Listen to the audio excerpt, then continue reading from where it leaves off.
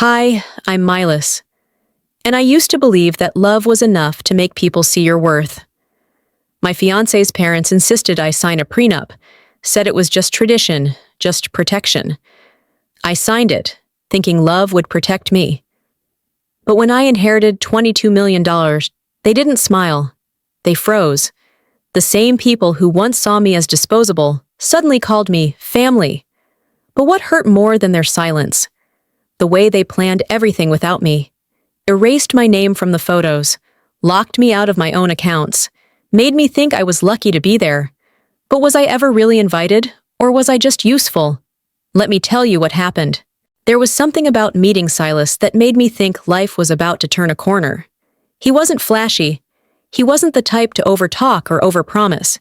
He just made things feel quieter, safer. After years of feeling like the afterthought in every room, being with him felt like standing in a place where I was finally being heard. Or so I thought. The night I met his family, I wore a pale blue blouse I'd agonized over at 3 department stores. It wasn't too bold, not too plain. Just like me, I figured. Pleasant, soft, safe. I rehearsed lines in my head the whole drive to their estate in La Jolla. I imagined being welcomed, maybe even hugged. I wanted to get it right. I really did. Their home was immaculate. Every edge too clean. Every piece of furniture looked like it had been chosen by a stylist, not a person. Even the air smelled curated, something floral and cold. Vera greeted me at the door, lips painted the exact shade of money.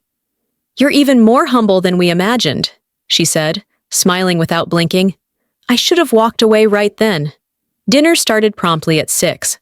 The table was long enough for 12, though there were only 5 of us. Vera led the conversation, naturally. She didn't ask about me, what I loved, who I was.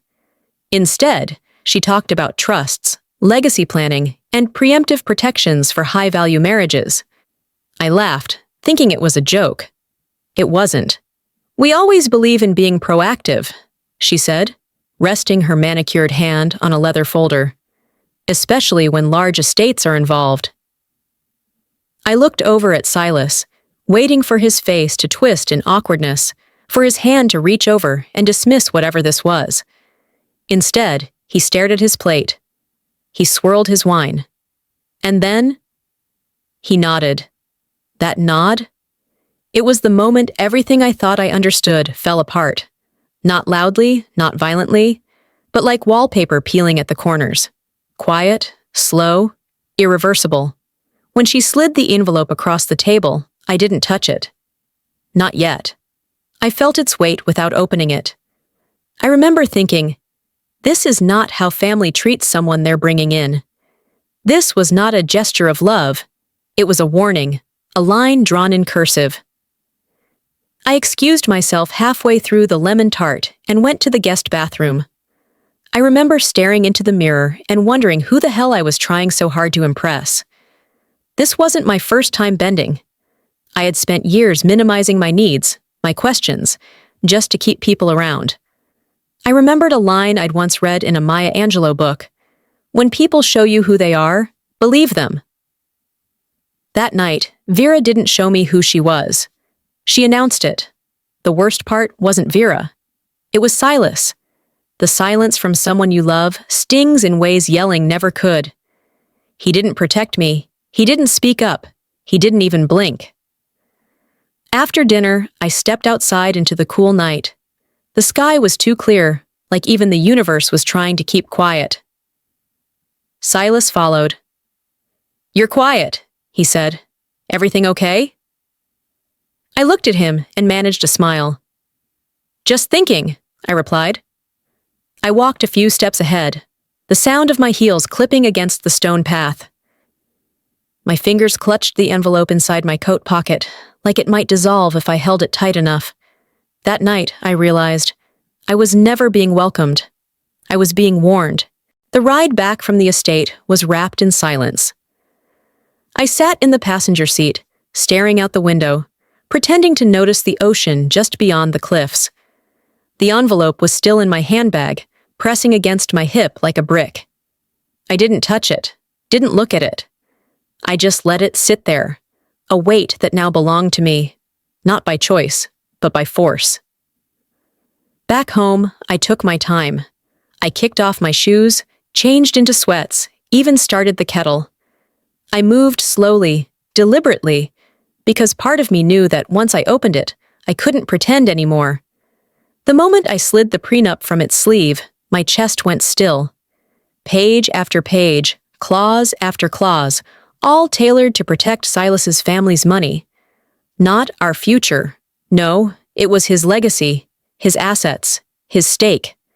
Every word was chosen to reinforce the idea that I was temporary, conditional. And then there it was, the moral clause. Specific to me. If I so much as flirted, if anyone accused me of impropriety, the terms would shift. Not a single line mirrored that accountability back onto him. They weren't protecting Silas from betrayal. They were preparing for mine. That assumption sat with me, heavier than any diamond they'd let me wear. I walked down the hall to speak with Silas, but he was already in bed. Face turned away, phone flipped screen down on the nightstand. Asleep. Or pretending. I stood there a moment, watching his back rise and fall. Then I turned, walked out, and shut the door behind me, with all the quiet dignity I could manage. Let them think I'm soft. The next morning, Vera invited me for brunch. I knew better than to say no. Zinnia was already seated when I arrived, scrolling her phone, lips painted a perfect coral. The table was set like a magazine spread, seasonal fruits, linen napkins, polished silver. "Darling, sit," Vera motioned, pouring herself a mimosa. "We were just admiring how natural you've become in our circle. Really, it's refreshing." Zinnia didn't look up. She just smiled without showing teeth. As the conversation danced around topics of diet, travel, and decor, Vera leaned toward me and said with a sweet tilt of her head, "Silas has always appreciated simple girls. You have such a charming plainness. It's grounding." Zinnia giggled like it was a compliment worth sharing. I froze. Then I smiled. Tightly, calculated. It wasn't a compliment. It never was. It was a subtle blade, sharp enough to cut without drawing blood. That night, after dinner and small talk, and pretending to laugh at the appropriate moments, I curled up in bed with the prenup again, not as a fiancé, but as someone preparing for battle. I read every line this time with a highlighter, a notepad, and no emotion. Where could this be weaponized against me? What loopholes had I agreed to with a smile? I bookmarked law firms, searched for attorneys with reputations for discretion. I didn't make any calls, not yet. But I made a folder on a private drive. Labeled it "If." I saved the document, the photos from the dinner, even the texts from Vera. Not dramatic, just thorough. Don't react. Document. Watch. Learn. That became my rhythm. The following weekend, Vera hosted another dinner. This one more formal, a circle of family and investors. I wore a navy dress and kept my hands folded neatly in my lap. This wasn't the time for disruption. It was a time for studying the players. Halfway through the meal, Vera raised her glass. "To Silas," she said, smiling just wide enough to keep the spotlight centered. "And to the future we're building on legacy and clarity." Clarity. That was the word they kept using, as if it was noble to be so obvious in their power plays. I raised my glass too, but didn't sip. My smile stayed still, my thoughts sharper than ever. They wanted clarity? I'd give them my version. I caught Silas glancing at me across the table. It wasn't love in his eyes, it was calculation. And that's when I made my decision. Not out loud, not with a speech. I'd play their game, but with my own rules. The morning after Vera's legacy and clarity toast, I sat at the estate's kitchen table, trying to blend into the scenery. Zinnia was already there, chewing on a gluten-free croissant like it was a task, not a pleasure. Silas skimmed through his phone, murmuring about caterers and photographers. I sipped my coffee in silence, waiting for someone to say my name. They didn't. As they tossed around decisions, it became clear that everything had already been chosen. Color palettes, invitation fonts, even the ceremony playlist. Silas mentioned a change in the floral arrangement and Vera's update on seating. I hadn't heard a word about any of it. My name didn't appear on a single email chain they were referencing. I wasn't a partner in planning. I was a +1 in disguise. Later that afternoon, Silas asked me to help him find a venue invoice on his tablet. I scrolled past folders and screenshots until something caught my eye. A group chat notification. The title read, Real Family, Wedding Core. I tapped. What opened was a steady stream of strategy, except I wasn't part of the conversation. Let's make it look like she had input. Don't let her touch the floral board. Make sure the photos are edited accordingly. I didn't gasp or cry. I didn't throw the tablet across the room. I took a screenshot, then another. Then I emailed them to myself, labeled the folder Witness.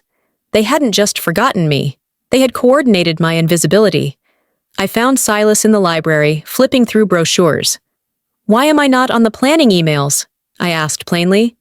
He looked up, confused, as if he didn't expect me to notice.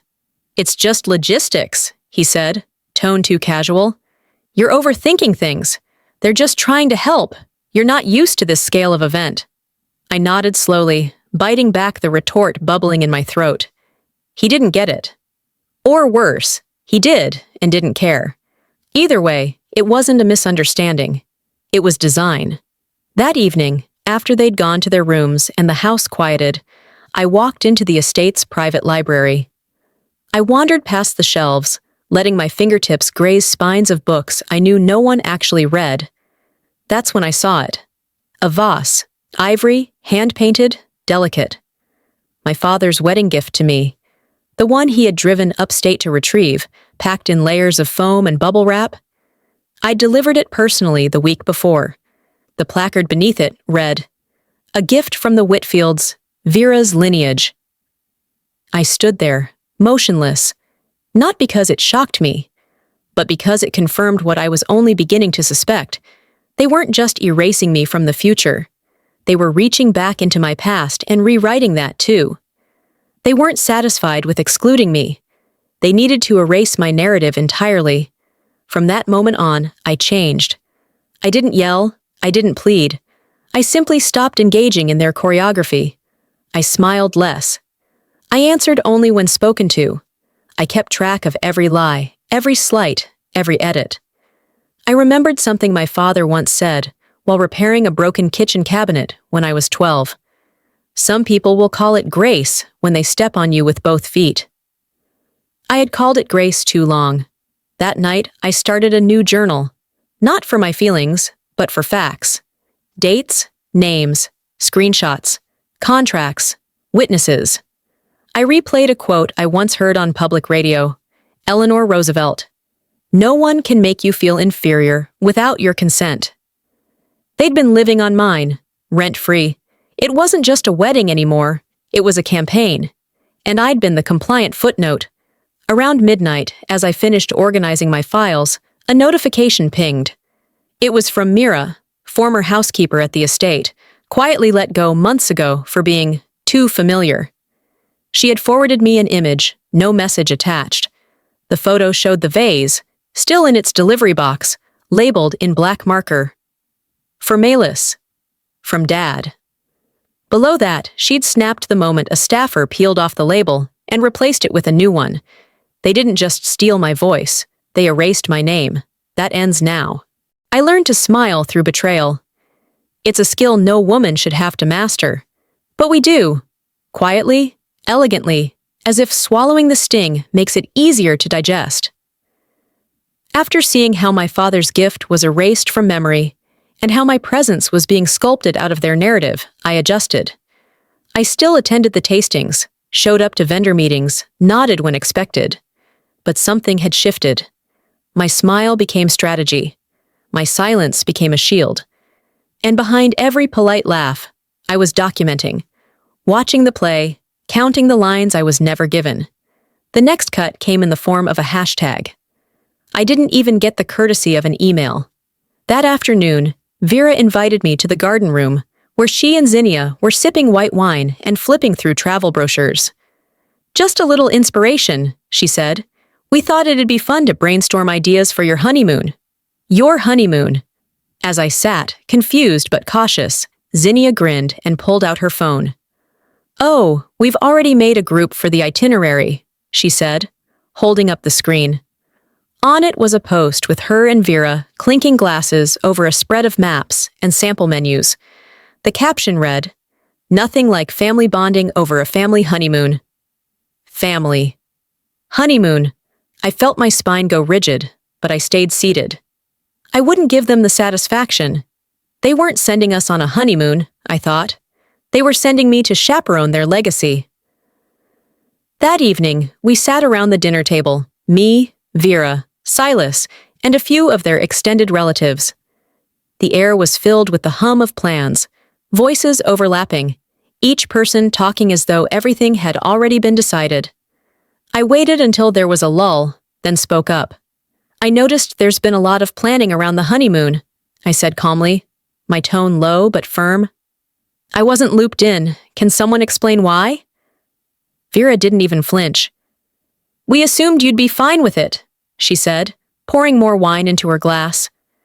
"Silas needs family nearby. He functions best with us around." I glanced at Silas, who didn't meet my eyes. "A marriage needs space," I said, "not surveillance." He sighed, leaning back in his chair. "Don't make a big deal out of this. It's not worth the drama."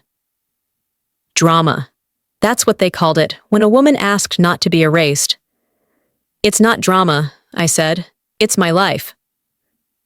The room quieted for a second, just long enough for Vera to refill her glass and change the subject. A few nights later, we had a family dinner, one of those pre-wedding celebrations meant to honor the couple. The estate's main dining room was dressed to perfection.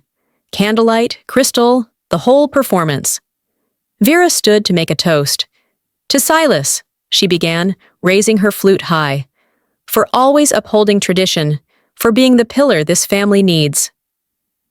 There was a polite round of applause, a few glances in my direction, not one word about me, not my name, not my place, not my contribution. A cousin leaned over and whispered, "Isn't the fiancé supposed to be mentioned?" I didn't wait for a second round of erasure. I stood, lifted my glass, and smiled. Not because I felt joy, but because I was done playing invisible.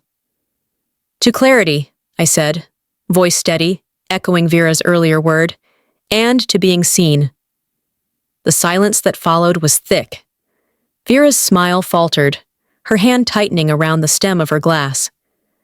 Silas shifted in his seat, avoiding eye contact. And I stood there, no longer the background noise to their narrative. Respect isn't requested, it's reinforced. That night, I stopped asking. As the evening wound down and guests began to excuse themselves, Silas leaned toward me while we waited for coats. "You embarrassed my mother," he muttered. "That wasn't necessary." I turned to him, eyes calm but unflinching. "Neither is erasing the woman you're about to marry." I didn't wait for his reply. The next day, I called my lawyer. The morning after the wedding countdown dinner, I scrolled through my phone out of habit, not really expecting anything. Then I saw it. Vera had posted a photo from the evening before. The caption read, "So proud of our legacy, our Silas, our family." It was a beautifully framed shot, candlelit, well posed. Silas at the center, Vera beside him, Zinnia laughing mid-toast. I was not in the photo, not cropped awkwardly, not blurred in the corner, simply not there. The comments rolled in. "Where's the bride? Wasn't this her celebration too?" It didn't take long for my breath to tighten. I hadn't been removed by accident. I'd been erased with intent. When I showed the post to Silas in the kitchen later that day, he barely looked up from the eggs he was scrambling. "She probably didn't notice," he said. "She notices everything. So do I shot back. We stood in silence for a moment, the low hum of the stovetop filling the room. "This whole thing," I said, "this constant omission, do you think I'm making it up?" He shrugged, finally turning to face me. It's not that deep, Maelis. It's just a post. It's a pattern, I said. If they can erase me in pixels, what else are they planning to delete? He said nothing. Later that evening, I needed my passport from the family safe. I had left it there, at Vera's suggestion, for safekeeping during the travel paperwork chaos. I went to the office, entered the code. Nothing. I tried again. Still locked. I asked Silas. He barely blinked. "Oh, yeah," he said. "Mom had the code changed. Something about security. Don't overreact." "I'm your fiancé," I said. "Not a threat." He didn't answer, just returned to his laptop. And that was all I needed. I realized then, I wasn't part of this home. I was its monitored guest. The next morning, I drove to La Jolla for my therapy session. The room was soft, window cracked just enough to let in breeze and traffic noise. I told her everything, the vase, the post, the safe, the silence. She listened, as she always did, then said one sentence that cut sharper than Vera ever could. "Even abuse can sound like elegance if said the right way." I sat with that. "I think I'm done whispering," I finally said. When I got home, I opened a notebook and wrote a list. Not of things to do, but of what was already mine. Things I owned, things I'd earned, things no one could steal unless I let them. My name, my mind, my money, my voice. That night, I received another invitation, another wedding review meeting scheduled at the estate. I went, more curious than willing. The sunroom was set up like a boardroom. A massive printout of the wedding master plan sat in the center table, color-coded, tabbed, and laminated. Everyone had a copy. Everyone but me. I scanned the pages: budget, guests, vendors, transportation, timing. My name was nowhere. I turned to Vera, who sat sipping tea as if she were chairing a council, not rewriting a marriage. "You're planning a wedding," I said, "but you've excluded the bride." She smiled softly, the way people do when they think you're overreacting. "Oh, darling, don't be so dramatic. You'll be fine. Silas will handle it." I looked at her, then at Silas, then at the chair they had left empty for me. That's when I pushed it back and stood. "Then he can marry you instead." I hadn't spoken to Silas since I stood from that table and told his mother to marry him herself. He didn't follow me back to the guest suite. He didn't knock on my door. And when I passed him in the hallway the next morning, he didn't even say my name. Some walls don't need bricks. Some are built in silence, one moment at a time. I spent the next few days in that cold, oversized guest room, listening to the house hum around me. I didn't cry, I didn't rage. I just floated in place, collecting myself, planning. Then came the call that would change everything. It was just after 10 a.m. I remember because I was drinking weak coffee from a chipped porcelain mug I found at the back of Vera's butler's pantry. The phone buzzed. Unknown number. I almost didn't answer. "Miss Maelis?" the voice asked. Crisp, direct. "I'm calling on behalf of the late Mrs. Callista Moran. I'm her attorney." I sat up straighter. My Aunt Callista, my father's half-sister, estranged, labeled eccentric for marrying an artist and living off-grid in the desert. Vera used to refer to her as the black sheep with a paintbrush. "She named you as her sole beneficiary," the lawyer continued. "The estate's value is estimated at just over $22 million, inclusive of real estate, investments, and cash assets." I blinked. The mug slipped from my hand and shattered on the tile. I didn't ask questions. I didn't need to. I knew what it meant. I had gone from being the tag-along fiancé no one included in seating charts to the legal owner of more wealth than Vera had ever pretended to control. I went upstairs, locked the guest room door, and sat on the floor. No celebration, no panic, just clarity. I didn't tell anyone, not yet. Instead, I pulled out my laptop and searched for a private financial advisor, someone who didn't live in La Jolla, someone with no ties to legacy families or golf club luncheons. I wasn't playing defense anymore. I was building my own fortress. That night, I sat out on the balcony with a blanket and tea. The air smelled like the ocean, and salt, and self-possession. Silas stepped outside and leaned against the railing. "You okay?" he asked, like he hadn't ignored me for 4 days. "I inherited something from my aunt," I said. He blinked. "Really? Wow. How much?" Not, "Are you all right?" Not, "I'm sorry to hear that. Just numbers." I stared at him. Enough to be left alone. He laughed, short and nervous. "That's not what I meant." But it was. And we both knew it. He didn't hear I lost someone. He only heard I gained something. The next morning, the house woke up different. Vera summoned me to brunch with a tone of forced warmth. "Just us girls," she chirped, her smile stretched a bit too wide. Zinnia complimented my necklace. "So tasteful," she said. I'd worn it a dozen times. She never noticed until money entered the room.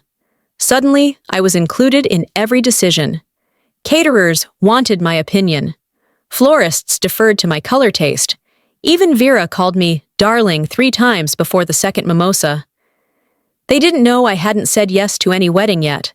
Money didn't change me. It revealed them. That night, as the estate dimmed and the world slowed, Silas reappeared with 2 glasses of wine and a folder. "I've been thinking," he said. "Maybe we should update our honeymoon plans. Go bigger. Greece, maybe? Private villa?" I sipped my tea, nodding. "Oh, and this." He tapped the folder. "I drew up a joint investment plan. Just makes sense, you know? Combine our strengths." "Our strengths." I smiled, tilting my head like I was considering it. They thought I'd be grateful for the seat. They never saw I'd own the table. After the money, everything changed. Again. But this time, they didn't get colder. They got warmer, unnaturally warm, like heat from a car left running in a garage. Vera started calling me dear again. Zinnia laughed a little louder at my jokes. Even Silas began to kiss me on the forehead, like he was trying to remind me what affection used to feel like. It would have been sweet if I hadn't seen through every bit of it. Funny how money makes ghosts reappear, smiling, eager, and suddenly, family. A few days later, Vera hosted a family celebration at a vineyard just outside Temecula. It was all very curated. Champagne towers, catered oysters, a jazz trio playing the kind of music no one actually enjoys, unless they're trying to impress someone. I walked in and knew instantly this wasn't about family, it was about presentation, and they were about to present me. Silas stood up during the second course and clinked his glass. "We're proud to announce a new family foundation," he said, his eyes scanning the crowd. "Focused on legacy, impact, and gratitude. And we've had the privilege of a little recent good fortune to help kick things off." The room applauded. I didn't, because I knew exactly which good fortune he was referring to. The check from my trust had posted the week prior, to a foundation account I'd never seen. I smiled anyway, toasted my glass, and while they beamed and basked, I took out my phone under the table and screenshotted every single transaction email, every donation tied to my name. They didn't ask. They assumed, because they still thought I wouldn't push back. The next morning, I drove to San Diego and met with a financial lawyer whose office overlooked the bay. She didn't blink when I laid it all out. The inheritance, the foundation, the prenup. "I want a firewalled trust," I told her. "You don't want him to touch it?" she asked. "I don't want him to know it exists," I said. She nodded slowly, then leaned back. "We can do that. Not even a spouse will have access, legally or otherwise," I smiled. "Perfect. Let's see who claps now." Later that week, I got a call from my personal bank. "We've received a request to change the access permissions on your joint account," the woman said carefully. "We're required to notify you, since it came with power of attorney." My blood didn't boil. It chilled. I asked for a copy of the form. Vera had signed it. Silas had provided the document. It didn't go through, of course. The funds had already been moved days ago, rerouted into a separate entity no one knew about yet. But the message was clear. They weren't just planning. They were executing. They were trying to erase me, on paper, in pictures, and now in bank ledgers. That evening, we attended a charity gala downtown, one of those public-facing events where everyone pretends to be more benevolent than they are. Vera linked arms with me the moment we walked in. "She's becoming one of us," she cooed to a woman in pearls. "Such a fast learner." I smiled at the guest, then turned back to Vera. "Yes," I said. "I've learned a lot about trust lately, especially what not to give." The woman looked between us, sensing something layered beneath the civility. Vera's grip on my arm tightened briefly before she let go. We moved through the rest of the evening playing our roles. But something had shifted. They sensed it. I saw it in how Zinnia kept checking her phone, in how Silas watched me like he couldn't quite tell whether I was slipping away or doubling down. That night, after the valet brought our car around and the pleasantries had all been exchanged, I returned to the estate and walked straight into the study I'd quietly claimed as my own. I locked the door, opened the bottom drawer, and pulled out the prenup, the original notarized copy, sealed and untouched, since the day Vera had slid it across a dinner table like it was a welcome mat. They made me sign it to protect themselves, but they forgot it protects me too. There's a certain kind of quiet that follows betrayal, the kind that doesn't scream or sob, but settles into your bones like an echo. That's what I felt the week after Silas began treating me like porcelain. Too attentive, too perfect. Like a man who knows he's on borrowed time but still wants to enjoy the ride. I didn't confront him, not right away. When people start playing you, sometimes the smartest thing to do is let them. It started with his iPad. He'd left it on the coffee table, screen still lit. I didn't snoop. I just tapped it, thinking I'd lock it and walk away. But it unlocked itself, his fingerprint still active on the glass. And there, front and center, was a flirty message from Ophelie. Not recent, months old, threads upon threads of photos, private jokes and plans, romantic getaways, comments about what they'd do once things settled down. She held my hand during dress fittings. She held his body in between. And just like that, my last string of patience snapped, not with rage, but with surgical calm. I forwarded everything to myself and archived it in my private folder. The one labeled Proof. Days later, as if the universe wanted to toss one final match on the fire, Zinnia accidentally forwarded me a message clearly meant for Vera. She has no idea. Let her feel in control until after the merge. The merge. I wasn't a fiancé. I was a walking $sign, not a woman, not a partner, just leverage. She deleted it within seconds, but not before I screenshotted it. That was enough. I invited Ophelie for coffee. Neutral territory, public, safe. She arrived in her usual high-waisted everything and faux concern.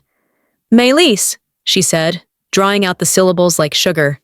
"I've missed you. How are you holding up with all the wedding chaos?"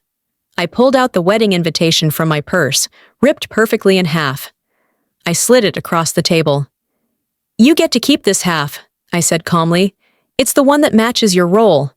Her face froze, then collapsed into some mixture of guilt and performance. "I didn't mean, Maelis. It wasn't supposed to." I stood up. Didn't give her the satisfaction of a response.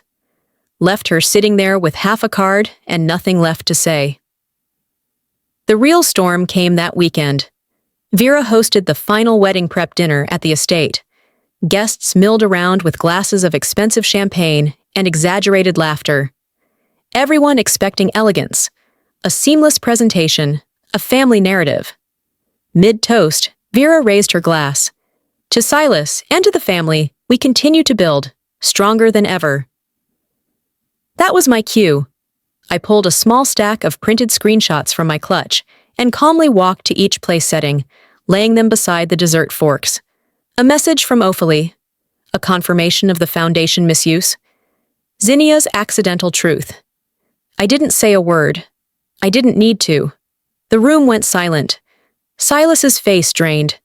Vera's hand trembled, spilling champagne down the front of her gown. They gave me a script. I rewrote the scene. When the noise returned, it was frantic. Chairs scraping, whispers rising, questions whispered under breath. But none of it touched me. I stood still in the middle of it, finally seen not as decoration, but declaration.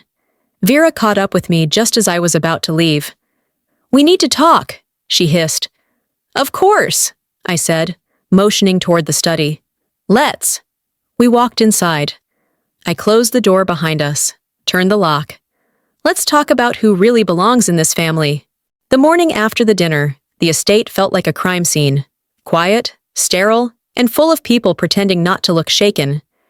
The dining room had been cleaned, the wine glasses polished, and the printed screenshots I'd left behind had all mysteriously vanished. But the silence said it all. Truth doesn't explode.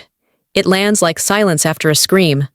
I had breakfast alone on the terrace, not because no one invited me, but because no one dared. And I preferred it that way. By noon, I was in San Diego, sitting across from my lawyer in a sleek office that smelled of eucalyptus and certainty. She slid a folder across the table. Inside were documents I never expected to see. Bank transfers, business filings, silent capital contributions. "Looks like several of Vera's business expansions were funded using money traced back to your inheritance," she said calmly. "But they never made you an official partner." I stared at the papers, heartbeat steady. "So, technically, you own controlling interest," she finished, "in the company her name is on, and so does your trust." They used me as a ladder. Now they didn't like the view from beneath. On the drive back, I kept thinking about how calculated it all had been. They weren't careless, they were strategic and sloppy in assuming I wouldn't be. Later that evening, I received a call from a number I didn't recognize. The voice on the other end introduced herself as a former assistant of Vera's. She'd quit recently, on principle, she said. That got my attention. "I just wanted you to know," she said, "the prenup was never about fairness. It was designed, word for word, to trap you. The plan was always to isolate you legally until the wedding, but then the inheritance shifted the balance." There was a pause before she added, "They thought you'd never catch on. They thought you'd beg to belong." I closed my eyes. "They were wrong," I said. "I stopped begging the day I started reading." The next morning, I called a board meeting, not Vera's, mine. It was held at a neutral site downtown, in a glass building that reflected nothing but the sky.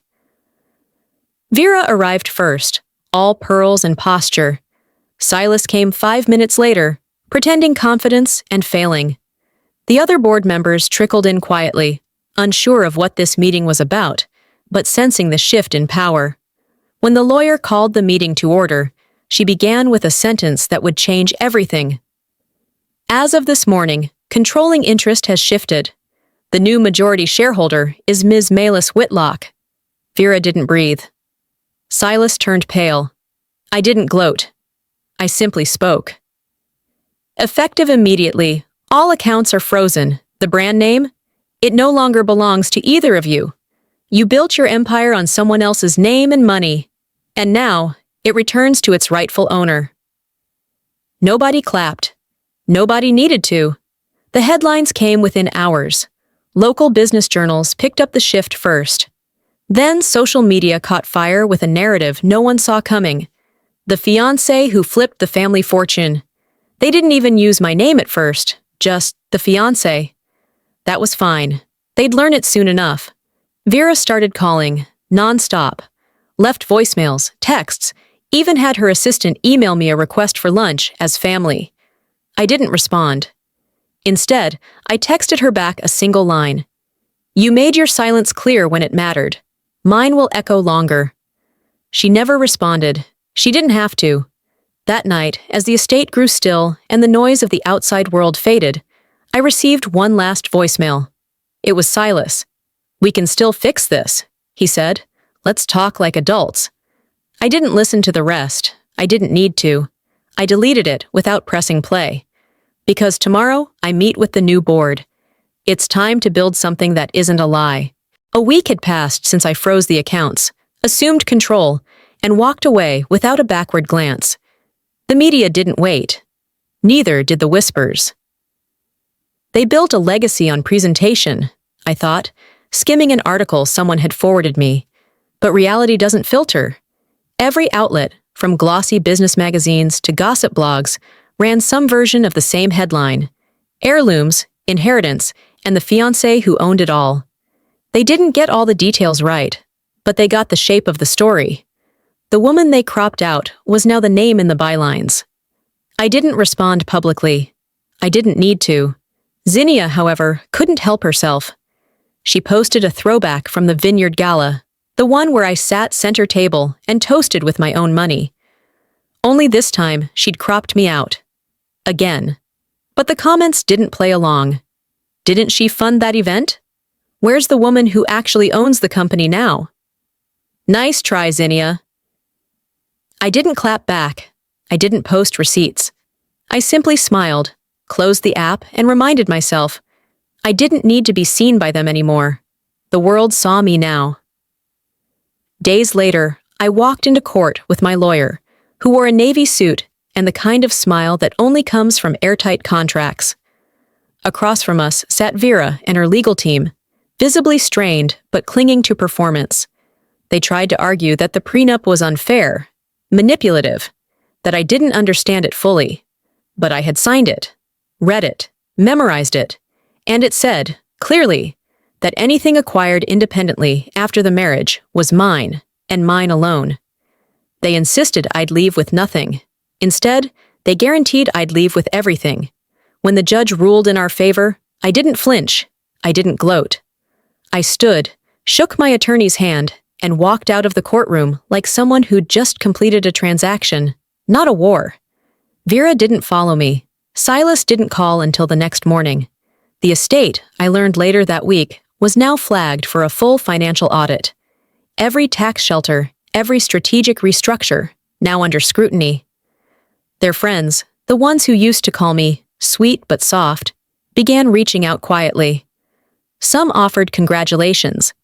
Others offered apologies cloaked in compliments. I always knew you had a spine, one said over coffee. No, they didn't. But they do now. I moved into a craftsman home in Del Mar. Not too big, not too flashy. Just enough space for me, my books, and a backyard where I could hear myself think. I picked every item in that house with intention. Nothing borrowed. Nothing approved by anyone else. I reconnected with Mira, the housekeeper Vera had fired for being too familiar. We had lemonade on my porch that weekend. She looked around and smiled. I always knew you'd rise, she said. I just didn't know it'd be this poetic. I didn't reply. I just passed her a second glass. That night, I sat in the quiet of my new home, reading by lamplight, when my phone lit up with a message. From Silas. I miss you, even now, especially now. I stared at it for a long time. Missing someone doesn't mean they belong back in your life. When I walked back into the estate for the final time, the air felt oddly still. Not cold, just done. The walls didn't hum with judgment anymore. No one was waiting behind corners with pleasantries laced in poison. There was no performance left to sustain, only boxes. My things. A closing scene. Sometimes silence isn't cold. It's just the sound of something finished. I moved room to room, collecting what little remained of me there. Mostly things that had been forgotten on purpose. A scarf I liked that Vera had said was too informal for family photos. A copy of a recipe I once made that mysteriously ended up reattributed to Zinnia on a printed card. Then, like she'd been waiting for my footsteps, Vera appeared in the hallway. You proved your point, she said. No emotion, no acknowledgement of the wreckage. I paused, looked at her. It was never about proving, I replied. It was about preserving. She took a step closer, her voice softening as if we were in a soap opera. We were protecting him, Maelis. No, I said without blinking. You were preparing for me to fail, and I didn't. She didn't argue. She didn't apologize either. I didn't wait for either. I walked past her like she was a framed painting I'd finally stopped admiring. As I rounded the corner toward the front entrance, Silas was standing near the garden, arms crossed like a man who wanted to be stopped, but not enough to move. "Can I say something?" he asked. I didn't stop walking, but I slowed. He followed. "I was wrong. I let it happen. All of it. I should have—" "If this had come sooner," I said. "Maybe. But now?" I turned to him fully. "I don't need healing from you. I've already healed from you." His face fell, not in pain, but in realization, the kind you can't unfeel. I added, "Take care, but don't wait for me to." I didn't look back, not even once. That evening, in my new home, I hosted dinner. Just a few people, friends who had remained steady. Mira, of course. Her laughter was louder now, like it had been waiting years to breathe again. We passed plates, shared stories, clinked glasses for no reason at all. There were no photographers, no curated menus, just people. There was one empty chair at the table. Someone asked, "You expecting someone else?" I smiled. "No, it's a reminder. Not every seat needs to be filled." A few days later, I visited a local women's shelter, sat in a small office with outdated furniture and a social worker whose eyes lit up when I told her what I wanted to do. I donated part of my inheritance to establish a legal fund, access to lawyers for women who, like me, had been told to smile and sign.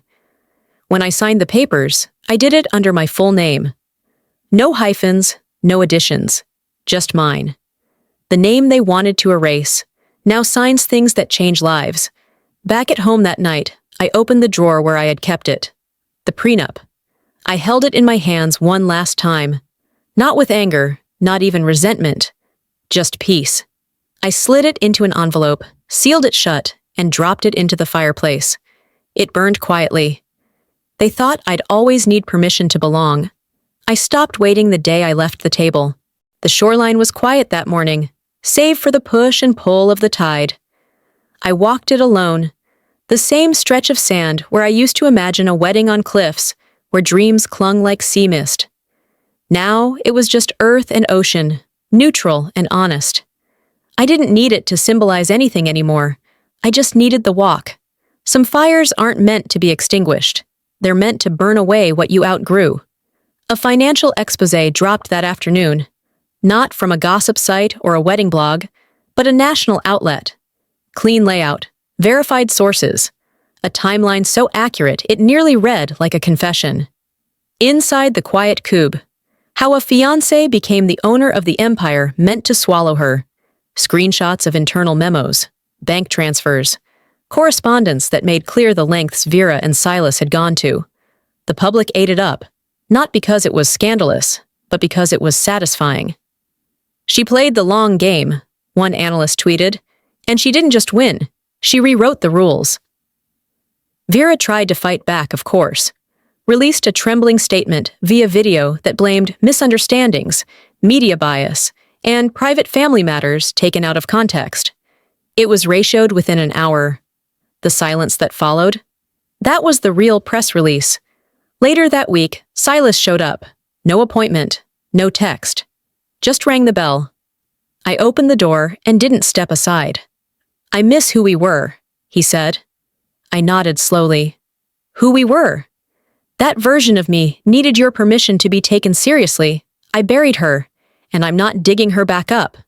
He stood there, not knowing what to say. I didn't slam the door. I didn't insult him. I just closed it, quietly, and then walked away. That was closure. 2 weeks later, the Callista Fund launched, named after my aunt, the woman they used to call irrelevant. Our mission, to fund legal representation for women who were cornered, minimized, and told to sit down while someone else rewrote their future. During a local news interview, the host leaned forward and asked, "What would you say to women who were in your shoes?" I smiled and said what I'd rehearsed only in my head before that moment. Stop asking to be included. Build something they can't ignore. The clip went viral, not because it was dramatic, but because it was the kind of truth that didn't ask for permission. At my housewarming party that weekend, Mira handed me a wrapped box. Inside was the original wedding invitation, the one we designed together. Untouched, unsent, unused. I laughed, not bitterly, but freely. That night, after the last guest left, I walked to the backyard fire pit, lit a match, and held the envelope over the flame. It burned slowly. I watched every letter curl. My friends had cheered earlier, but in that moment, I was alone, and perfectly fine with it. They wanted my silence. I turned it into my strategy. Later, I walked into my study. The room smelled of cedar and clean pages. I sat down at the desk, opened a brand new journal, and wrote 5 words on the first page. This time, I start with me, and I won't apologize for that. Looking back now, I don't regret a single boundary I drew, only the ones I delayed. Sometimes the people you fight hardest to be loved by are the very ones who taught you to doubt your worth. But here's what I learned. You don't have to yell to reclaim your space. You don't have to fight dirty to win clean. And you certainly don't need permission to protect what's yours.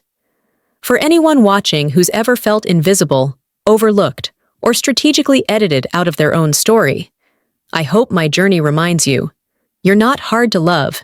You've just been in rooms that didn't recognize value when they saw it. Now I'd love to hear from you. Have you ever been in a situation where walking away was the bravest thing you could do? Or have you stayed too long hoping someone would see your worth? Drop your thoughts in the comments. Your story might be exactly what someone else needs to hear today. If this video touched you, even just a little, leave a 1 in the comments or tell me where you're watching from. I'd love to know. And if it didn't resonate, that's okay too. Let me know why and where you watched from. If you want to hear more stories like this, stories that don't just entertain, but also empower, please hit that subscribe button and turn on notifications. Your support helps us keep sharing voices that deserve to be heard. See you in the next one.